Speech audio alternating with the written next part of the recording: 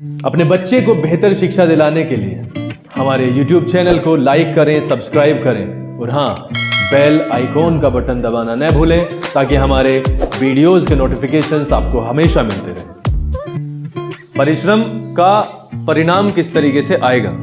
वो आएगा जब आप उसी लेवल पर मेहनत करें, ऑनलाइन भी प्रमोट करेंगे।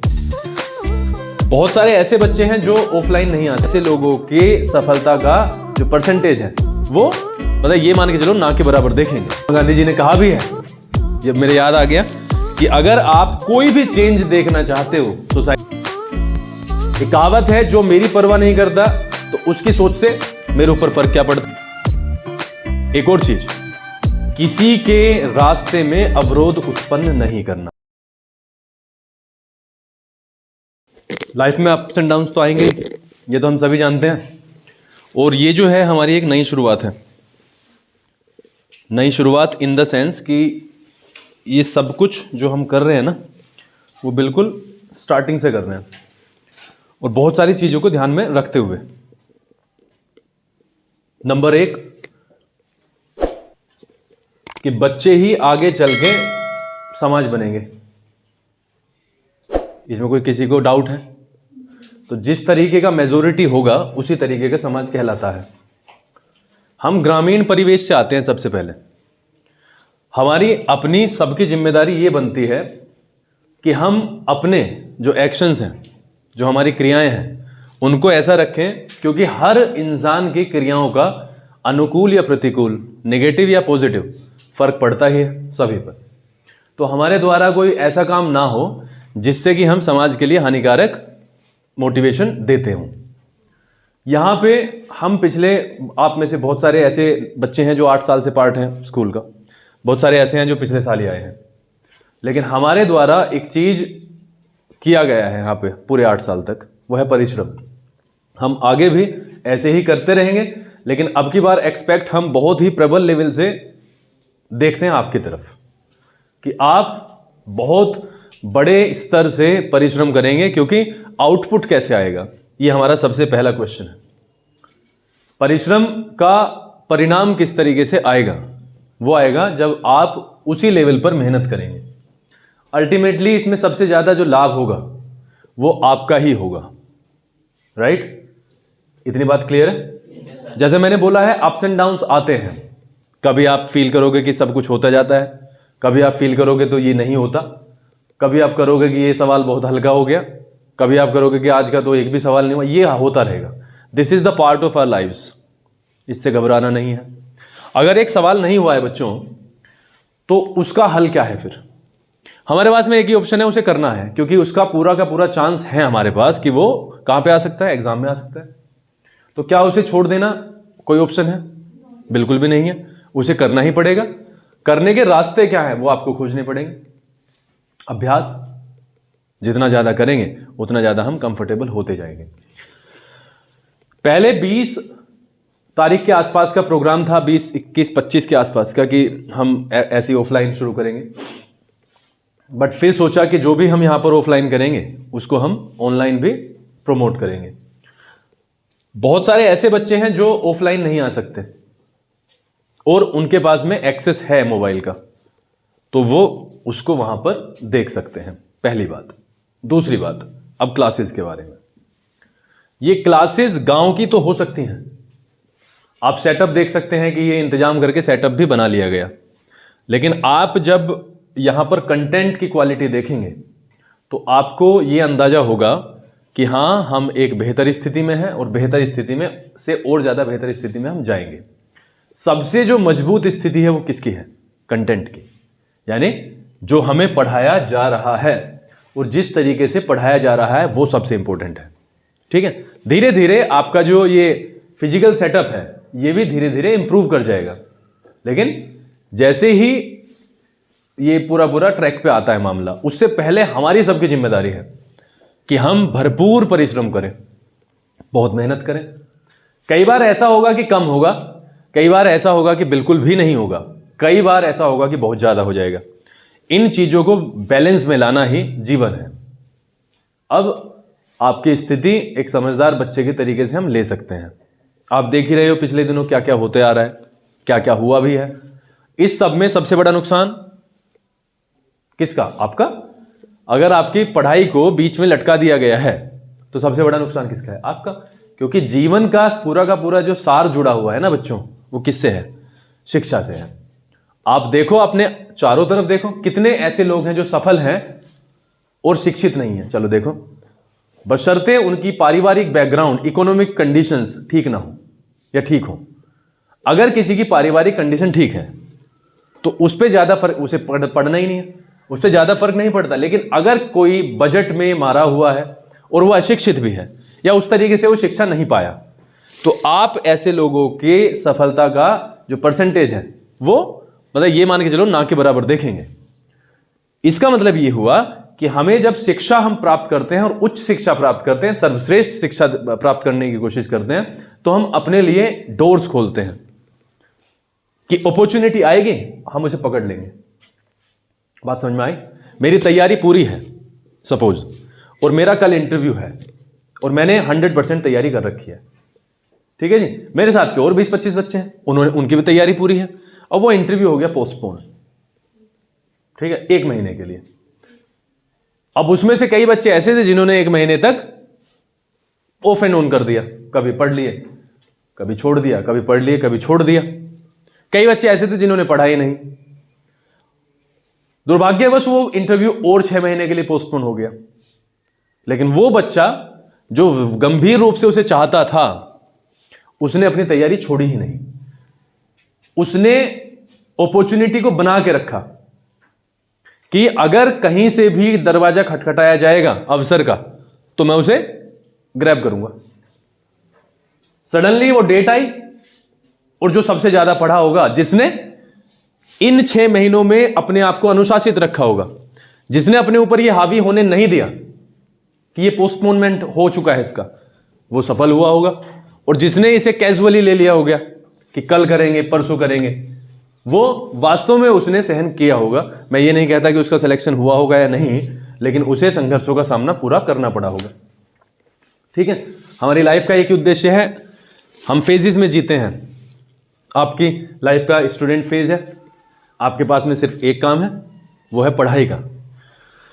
100% तक हम कोशिश कर सकते हैं।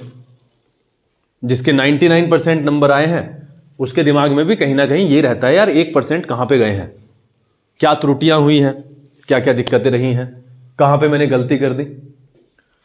बात समझ में आई है?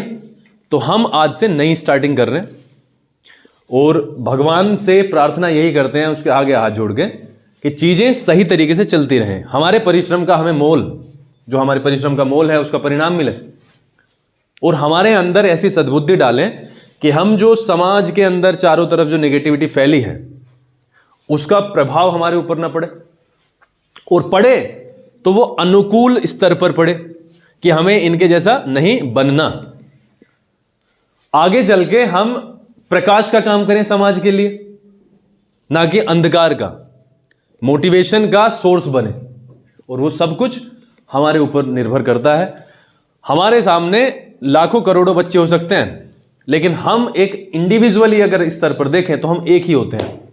इसका मतलब अगर हम अपने आप को अनुशासित कर लें तो सारा का सारा जग, सारी दुनिया अनुशासित हो जाएगी। महात्मा गांधी जी ने कहा भी है, ये मेरे याद आ गया, कि अगर आप कोई भी चेंज देखना चाहते हो सोसाइटी में, तो वो चेंज किस में करना पड़ेगा? सबसे पहले सबसे अपने अंदर करना पड़ेगा। इसके अलावा कोई दूसरा विकल्प नहीं है। हम दूसरों को नहीं सुधार सकते जब तक कि हम अपने अंदर चेंजेस लेकर नहीं आते हैं। बात समझ में आ गई? आपके लिए बहुत सारी चीजें हैं। आप इसे ये मान के चलिएगा, आप दिन प्रतिदिन इसको बेहतर होता हुआ देखेंगे। और ये सिर्फ ऐसा नहीं है कि मेरी यहां से 10th हो जाएगी तो हम यहां से चले जाएंगे। It will belong to you, ये आपका ही रहेगा। आप समझो जो मैं कहना चाहता हूं, क्योंकि ये वाली चीजें जो हमारे बच्चे आने वाले हैं, आने वाली पीढ़ी है, वो शिक्षा ग्रहण करेगी। और जब आप धीरे धीरे बड़े हो जाओगे तो आपको पता चलेगा कि यहाँ जो शिक्षण संस्थान होते हैं वो किसी एक के नहीं होते, वो सबके होते हैं। और अगर हमारा वहां से डिस्कनेक्शन हो भी गया है, इंटर हमारी हो गई है, 10th हो गई है और वहीं तक था, तब भी हम उसका पार्ट ही बने रहते हैं। हम कुछ ऐसे कार्य करके जाएं कि हमारा जो फोटो है वो यहां पर गैलरी में चिपका रहे और वो दूसरों के लिए मोटिवेशन हो कि ये मुझे इसको आउट पास करना है, मुझे इससे ज्यादा नंबर लेके आने हैं, यानी इसके पास में ही मेरा फोटो लेके आना है मुझे। और ये हर संस्था के लिए हो, हमारे लिए ही नहीं, जहां पे भी आगे आप जाओगे वहां पर आप इसी तरीके से नाम रोशन करो। ठीक है, इंग्लिश का बैच आपके लिए स्टार्ट होने वाला है, आपको टाइमिंग अभी बता दी जाएगी। ये बैचेस सिर्फ और सिर्फ आपके लाभ के लिए और इंग्लिश के एडवांस बैच के साथ आए हैं हम, यानी जो बच्चा यहां पे होगा, समझ गए हो, उसको हम पूरा प्रयास करेंगे कि दिन प्रतिदिन हम उसको ऊपर लेकर के जाएं। बात समझ में आई है? मैं ये नहीं कहता कि हम सबको सिखा देंगे, लेकिन हम सबको सिखाने का प्रयत्न करेंगे, इतना बल हम रखते हैं अपने परिश्रम से, समर्पण से, ज्यादा समय दे करके। बात समझ में आई है? जैसा मैंने कहा है, नेगेटिविटी को अपने ऊपर हावी नहीं होने देना है, क्योंकि हमें 95% लोग ऐसे मिलेंगे जब हम सही काम करेंगे तो वो अवरोध उत्पन्न करेंगे, प्रत्यक्ष या अप्रत्यक्ष, या तो डायरेक्ट सामने आके या इनडायरेक्ट सामने आके। 5, 4, 3, 2, 1% लोग ऐसे होते हैं जो आपके ऐसे रास्ते को देखने के बाद आपके सपोर्ट में खड़े हो जाते हैं कि ये बंदा बढ़िया है, सही करता है, समाज का साथ देता है, सत्य का साथ देता है और परिश्रम और ईमानदारी वाला भाव इसके साथ में है, तो इसको सफलता जरूर मिलेगी। और ऐसे लोग होते हैं। एक कहावत है, जो मेरी परवाह नहीं करता तो उसकी सोच से मेरे ऊपर फर्क क्या पड़ता है। जिसको मेरी परवाह नहीं है वो मेरे बारे में कुछ भी बोलता फिरे तो क्या फर्क पड़ता है। हमें क्या है, हमने जब एक रास्ता चुना है, आपने देखा होगा, मैं तो गया नहीं हूं, खैर मुझे जाने का मौका नहीं मिला। लोग तीर्थ स्थलों पे जाते हैं और ऊंची ऊंची चढ़ाई पे, चट्टानों पे वो चढ़ते हैं, मंदिर होते हैं ना ऊपर, तो क्या हम बिना शक्ति के चढ़ सकते हैं? आप 5 बार जीने में ऊपर जाके देख लो और नीचे आ जाओ, बोलो। वहां पे चढ़ जाते हैं क्योंकि शक्ति प्रदान होती है, क्योंकि भक्ति का भाव होता है, ईमानदारी का भाव होता है, यानी ईश्वर के प्रति हमारी एक प्रेम होता है, एक लगन होती है, इस कारण हम वहां पे चले जाते हैं और चढ़ जाते हैं। बात समझ में आ गई? और इसी चीज को हम ध्यान में रखते हुए शिक्षा ग्रहण करते हैं और शिक्षा ग्रहण करेंगे। हम चाहते हैं, कुछ हुआ है विशाल? कोई बात नहीं। हम चाहते हैं कि जो पुरानी जो हमारी परंपराएं थी वो मरे ना।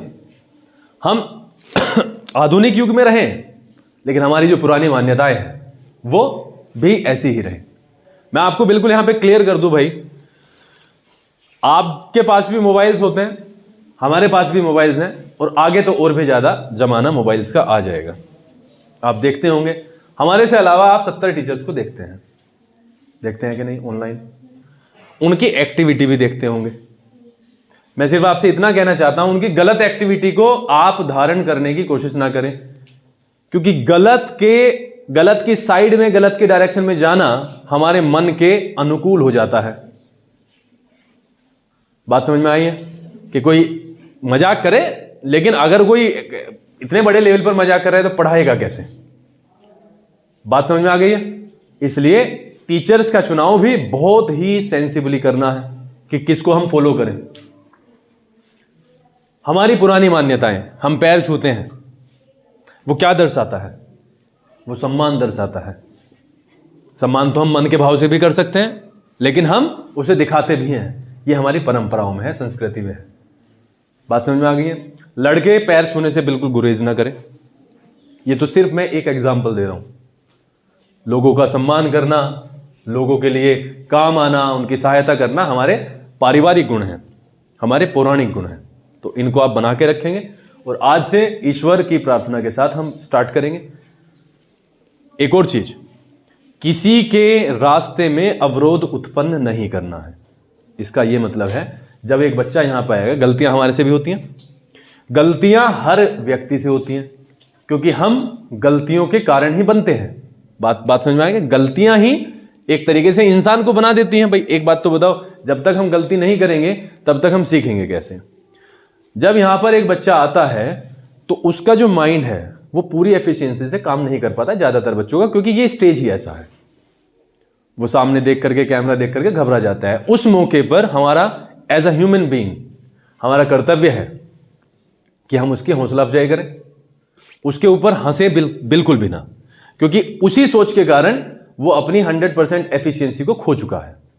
100% में से कुछ एफिशिएंसी उसकी खो चुकी है, क्योंकि उसका जो माइंड है वो कॉन्सेंट्रेट कहां पर कर गया, आपकी सोच पे कि यार आप क्या सोचेंगे उसके बारे में। तो आपके जो भाव हैं उसके लिए ऐसे हों कि भाई कोई दिक्कत नहीं है, एक बार गलती होगी, 2 बार होगी, 3 बार होगी, हम हैं यहां पर सपोर्ट के लिए, ठीक है।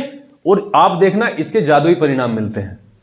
जैसे मैंने कहा, पुतले होते हैं हम गलती के, हमसे गलतियां होती हैं, हम परिश्रम से, अभ्यास से उन्हें खत्म कर सकते हैं, रिपीटिशन उनका ना हो। बात समझ में आ गई। हम एक नई शुरुआत करने वाले हैं और करेंगे पॉलिनोमियल से। बात समझ में आ गई है भाई। पॉलिनोमियल टर्म 2 का हम टारगेट करने की कोशिश कर रहे हैं। टर्म 2 में पॉलिनोमियल्स आता है। हाँ, एक और बात मैं आपको बता दूं, बैच का समय 1 घंटे का रहेगा, लेकिन ये कोई नियम नहीं है कि लकीर खींच के 1 घंटा हो गया। हमारा टारगेट क्या है, टर्म 2 यानी बोर्ड एग्जामिनेशंस। मैं तो आपके भी बोर्ड ही मान के चल रहा हूं। बात समझ में आ गई है। जब हमारा लक्ष्य इतना बड़ा हो तो ये बाधाएं या सीमाएं मायने नहीं रखती कि 1 घंटा हो गया और चलो, राइट। तो हम 1 घंटा भी पढ़ेंगे, 2 भी पढ़ेंगे, 3 भी पढ़ेंगे।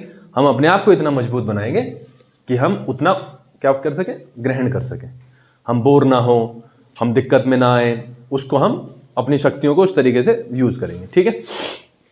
तो पॉलिनोमियल्स के एक आध सवाल से मैं स्टार्ट कर देता हूं, बहुत सारे बच्चों पे आता है और ऑनलाइन जो बच्चे देखते हैं। यहां पे एक और चीज मैं आपको बता दूं, आपको जैसे आप फोन घर पे चलाते हो तो एक चीज बहुत बड़े लेवल पर काम आएगी, वो स्क्रीनशॉट होगा। मैं अभी भी आपसे बता रहा हूं, हमारी तरफ से आपको मोबाइल लेने की कोई जरूरत नहीं है, ठीक है। जिसके पास भी मोबाइल है वो स्क्रीनशॉट लेके अपनी नोटबुक को पूरा कर ले, और जिसके पास नहीं है वो अगले दिन आकर के उसकी नोटबुक से कॉपी कर ले। It is as simple is that, right. हमारे कारण कोई भी व्यक्ति घर पे जाके ये ना कहे कि मोबाइल की जरूरत है या जरूर ही जरूरत है, लाओ अभी के अभी, नहीं, ऐसा नहीं होना चाहिए, राइट। बात समझ में आ गई। अब हम अगर देखें, पॉलिनोमियल्स जो आपका चैप्टर है वो आपके टर्म 2 में आता है। मेरी यह आशा है कि जितना भी मैंने बताया है आपको उतना आपको समझ आ गया होगा। मुझे आप ये क्लियर कर दो, पॉलिनोमियल्स आता है और एग्जाम में भी आ रहा है।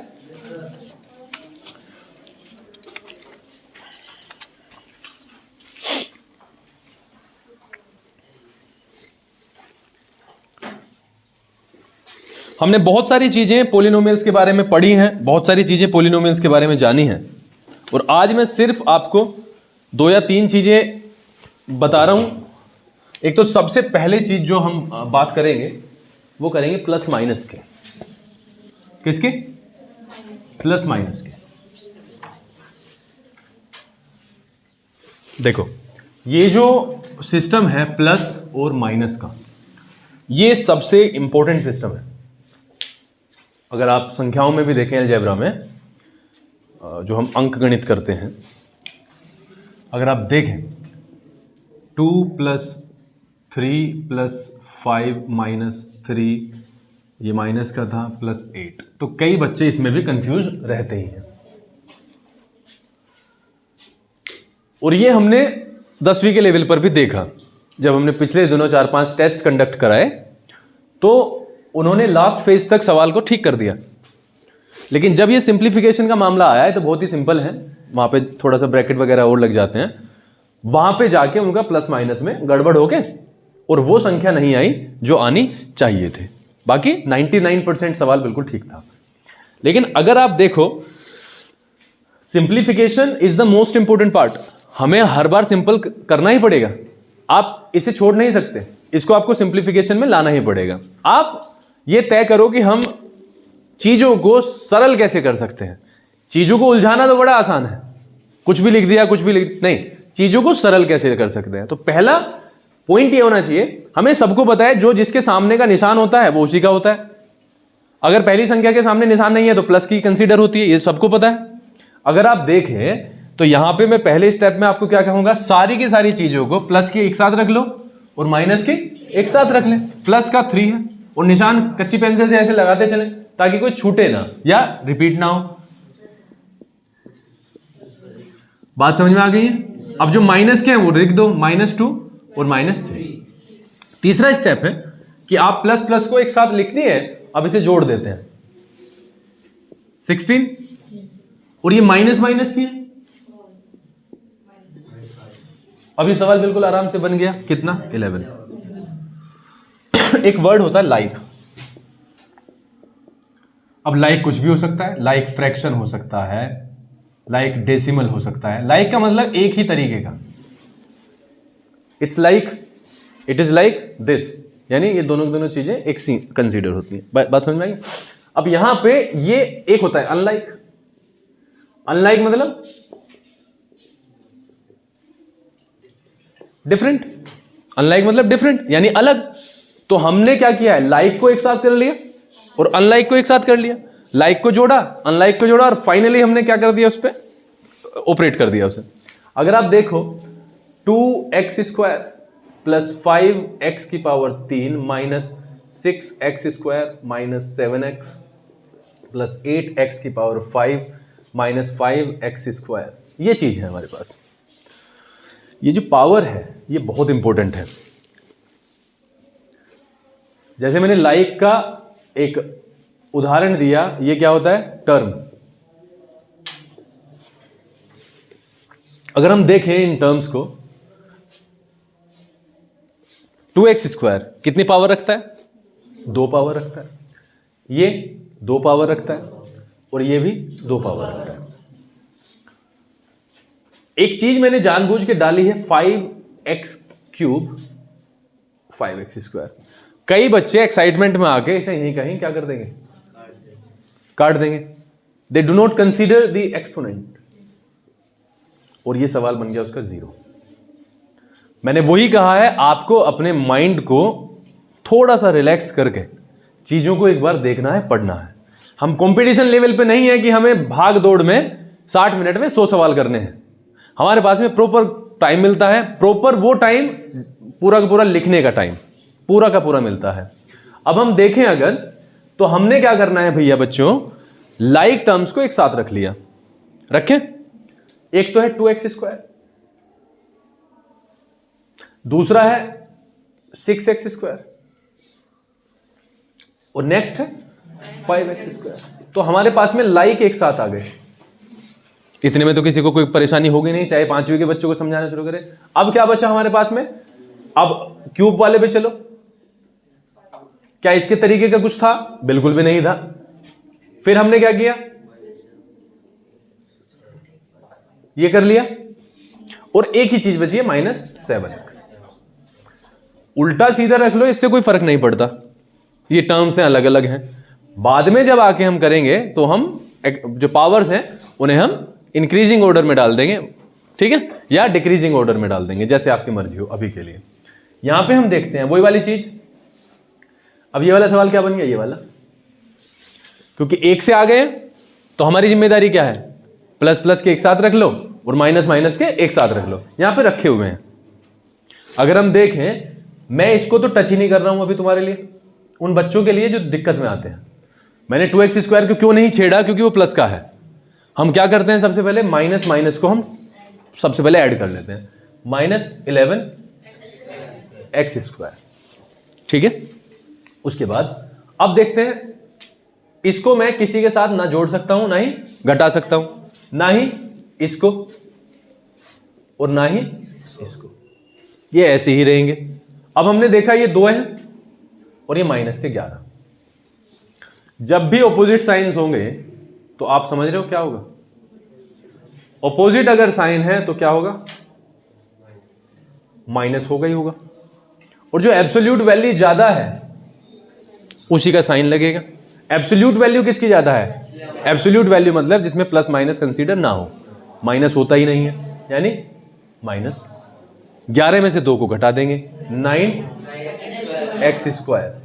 आगे की कहानी कुछ नहीं है और ये आपका क्या हो गया, उत्तर हो गया, यही खत्म हो गया। अगर हम हल्का सा अपने काम पे जोर डालें, अपने राइटिंग पे, और थोड़ा सा धैर्य के साथ इन्हें पढ़ें, तो गलती होने की संभावना कम हो जाती है। और अगर हम इस चक्कर में कि जल्दी करना है जल्दी करना है, ये तो आता है मुझे पहले ही, उस भाग दौड़ में ही गलत होता है। तो आज के लिए मेरा आपके लिए सिर्फ ये संदेश था कि आज से हमने एक नई स्टार्टिंग की है बच्चों, ठीक है। मेरी आपसे हाथ जोड़कर ये विनती है कि जो भी आप कर रहे हो उसमें अपने पेरेंट्स को सामने रख के आप इतनी मेहनत करें कि one day they feel proud of you, ठीक है। सिलेबस की और उसको सिखाने की किसकी रिस्पॉन्सिबिलिटी है, हमारी। उसको सही तरीके से करने की भी हम कोशिश करेंगे करवाने की, बट सारा मैं कहूंगा 80% जो डिपेंडेंट है वो किस पर है, सिर्फ आपके ऊपर। आप जितना मेहनत करोगे उतना ही ज्यादा आउटपुट आएगा, आप नहीं करोगे तो आउटपुट नहीं आ पाएगा, ठीक है। कल हम पॉलिनोमियल्स के बारे में, कहां से उत्पत्ति हुई, क्या होता है, क्या क्या टर्म्स आएंगी, कौन कौन सी डेफिनेशंस हमें देखनी है, वो सब कुछ करेंगे। आज तो खैर हमें समय लग गया है, तो मेरी सिर्फ यही आशा है। अभी मैं थोड़ा सा बैच के बारे में भी बता दूंगा। एक बैच हमारा आपके लिए है मैथ का, जो कि चल ही रहा है। एक साइंस का हम सोच रहे थे बच्चों, अगर आप इंटरेस्टेड हो तो इधर आना है मुझे, ठीक। एक मैथ का चल ही रहा है, एक साइंस का सोच रहे थे हम 9th के लिए, अगर आप इंटरेस्टेड हो तो। इसके अलावा ग्रामर का एक बैच चलेगा ही चलेगा। ये ग्रामर का बैच हमारे लिए पूजा है। इसको आप उसी तरीके से ट्रीट करेंगे जैसे हम क्या करते हैं, ईश्वर की पूजा करते हैं, उसी तरीके से हम इसे लेंगे। सिमिलरली 10th के ये दोनों बैच फाइनल हैं ही। इसमें आपका थोड़ा सा डाउट है, अगर आप इंटरेस्टेड हो तो इसको भी लगवाएंगे, नहीं हो तो कोई बात नहीं है। और ये वाला बैच आपका कंबाइन चलना ही है। इसलिए आपसे मेरी सिर्फ यही दरख्वास्त है कि आप चीजों को गहनता से विचार करें। मैं किसी भी काम के लिए आपको रोक नहीं रहा हूं जो सही है। गलत काम के लिए सब कुछ रोकूंगा, यहां भी रोकूंगा, बाहर भी रोकूंगा। आप मनोरंजन के लिए टीवी देख सकते हैं, हल्का फुल्का जो आप देखते हैं, कंटेंट का ध्यान रखें। मोबाइल चला सकते हैं, चलो ठीक है, एक आध गेम खेल लिया, लेकिन वो भी किस मात्रा में, ये आपको सबको पता है। उस मात्रा में जो हमारे जीवन को नरक में ना ले जाने का काम करे, उस मात्रा में सिर्फ, ठीक है। मैं आपको कल भी और ऐसे ही मोटिवेशनल तरीके से मैं बताता रहूंगा। अब तो तुम भी खड़े हो। हम एक हैबिट में पड़ गए हैं बच्चों, और भाई साहब जैसे ही हम पहला पोस्ट देखते हैं उस पे आती है गंदगी। गंदगी मैं इसलिए शब्द यूज कर रहा हूं कि भाई हमारा काम ही नहीं है। क्या इसका हमारा काम है?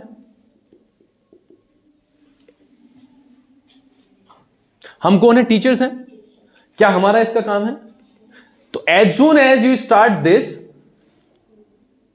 And they start opening this, ये आपके जो मन का जो एक संरचना होती है ना, जो आकार होता है, उसको वही शेप देने का काम करते हैं। हमारा एक पास में क्या खुलना चाहिए बच्चों? साइंस। लोगों ने क्या क्या अचीवमेंट्स अब तक प्राप्त किए, क्या क्या दिक्कतें आई होंगी स्टूडेंट लाइफ में।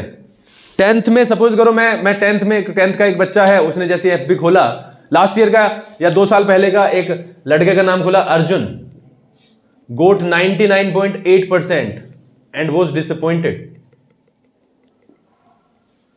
मतलब इतना प्राप्त करने के बाद भी क्या था? डिसअपॉइंटेड था। उसको पूरी उम्मीद थी कि शायद 100% आ जाए, लेकिन उसके कट गए कहीं ना कहीं, एक आध नंबर का हो गया। हमारे पास में क्या खुलता है? जैसे मैंने कहा, politics. I am trying my level best to get it away. किसी भी तरीके से हम इसे साफ करने की कोशिश करेंगे भाई अपने मोबाइल से, किसी भी तरीके से, क्योंकि ये आपकी एफिशिएंसी जो इतनी होती है ना काम करने की, इसको रिड्यूस करने का काम करते हैं, ठीक है। जो कर रहा है भाई उसका काम है, मैं उसको ये भी नहीं कह रहा हूं कि फालतू के काम कर रहा है। जैसे हमारा काम है टीचिंग का, उसका काम है पॉलिटिक्स का, या कुछ भी जो वो काम कर रहा है, हमारे मतलब का नहीं है। लेकिन ना तो हम अब इस दलदल में फंसना चाहते हैं, ना ही तुम्हें फंसने देंगे। आप सीधा सीधा आओ, पढ़ो और परिश्रम करो। ठीक है, आज के लिए इतना ही। इतना होप करता हूं कि आप हमें और इन्हें, हमें भी ना तो इन्हें तो सही, अपनी नज़रों के सामने रखोगे और पूरी तरीके से मेहनत करते रहोगे। ठीक है। किसी ने मुझसे कहा कि अगर व्यूवरशिप बढ़ानी है तो डांस करना होगा, गाने गाने पड़ेंगे, जैसे आजकल के टीचर्स गाते ही हैं। शेरो शायरी आपने यूट्यूब पर सुनी ही होगी। लेकिन हमारा जेनेटिक का हमेशा से यही विश्वास है कि अगर हमारे परिश्रम में दम है और हमारा कंटेंट विशेष है तो व्यूवरशिप आज नहीं तो कल बढ़ेगी। हमें गाना गाने की जरूरत नहीं पड़ेगी औरों की तरह। जिस तरीके से आज टीचर्स ने शिक्षा का स्तर और टीचर्स का स्तर गिराया है, वो हम कभी नहीं गिराएंगे।